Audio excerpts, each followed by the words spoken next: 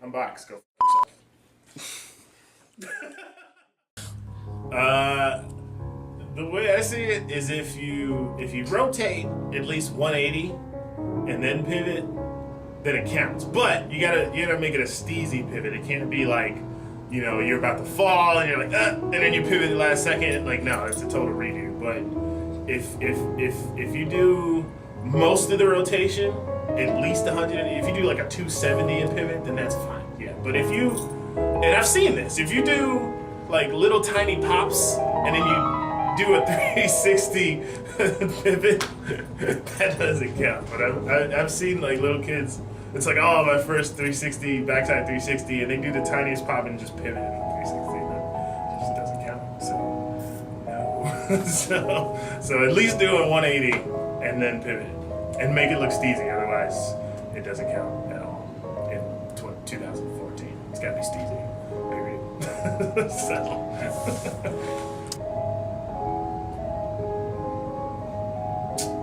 Man, I got a bunch of those. Dropping in was huge for me. Being 400 pounds and dropping in. It's do or die, honestly. Like, other kids can do it and just like slip out or jump out or something like that, but like when you're 400 pounds and you fall, it's insane. But I wasn't 400 pounds when I learned to drop in. I was probably about 350 pounds.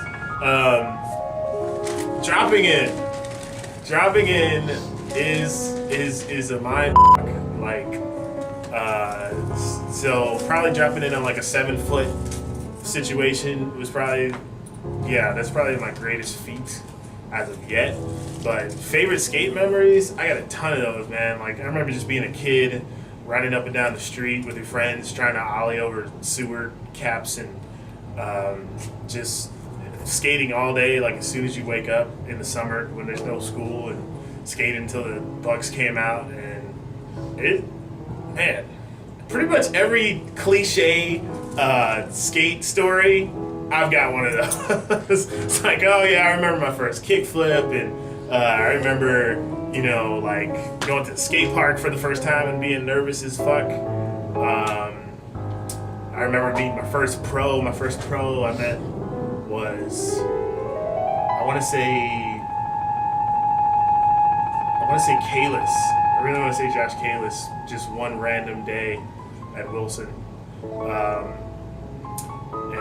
I don't know. Anyway, I gotta tell those lame ass stories, but you really don't want to hear this. So, first of all, indie grabs and slob grabs are two completely different tricks. They're two completely different grabs with two completely different hands, first of all, and on two completely different sides of your body. Okay, how do I start this? Oh, I'm getting a migraine. Okay. Indie grabs, first of all, is a backside air on tranny, and you grab with your backhand, okay? If you do it front side, it's a front side grab, it's not an indie grab. Most people should know that by now. Slob grabs, similar in the sense that if you do it either, it only exists, slob grabs are, I believe, front side. Yeah, that's what my brain wants to say. Slob grabs are fucking front side, and a slob grab is with your front hand, which is the same type of grab as a mute grab, but a mute grab on tranny is a backside air. I believe I have that right. If I have that wrong, fucking old school dogs rip into me. I'm sorry. But indie grabs, backhand, slob grabs, front hand, completely different grabs. You should know better. Box. Why you so cool, B? Jay Roxwell. Man, I did a lot of work in refrigeration, and I got ice cubes in my undies at all times, and Prozac, a lot of Prozac, and yeah, man, just hey, Jesus bless me. Boom. This one comes from Tarzan.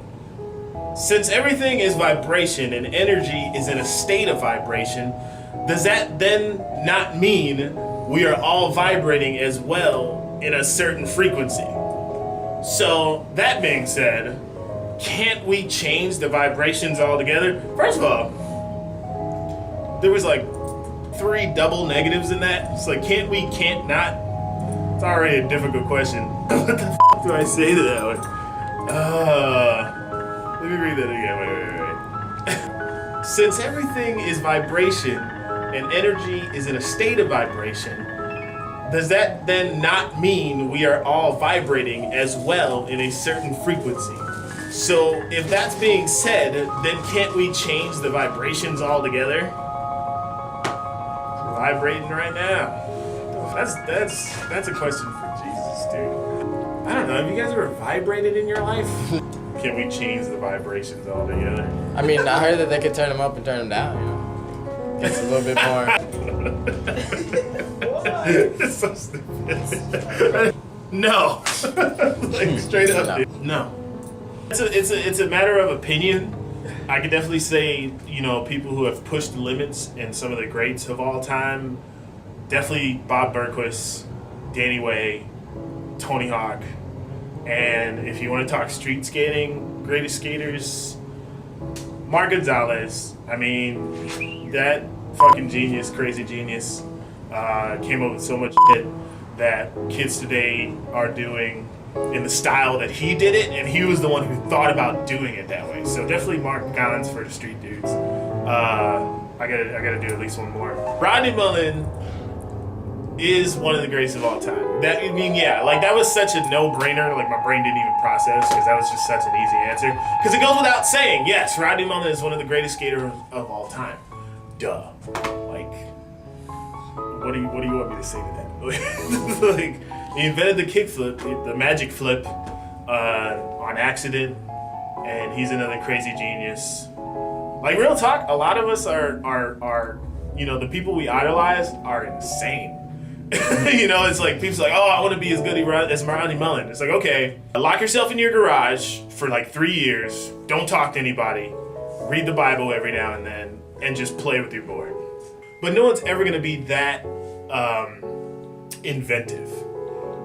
You know, but I don't want to put a limit on things. I don't want to put a limit on things, you know, like I like to be proven wrong. So if you want to be as good as Rodney Mullen or better than Rodney Mullen, fucking go for it. Just do it. Just, you know, quit your job. Stop going to school.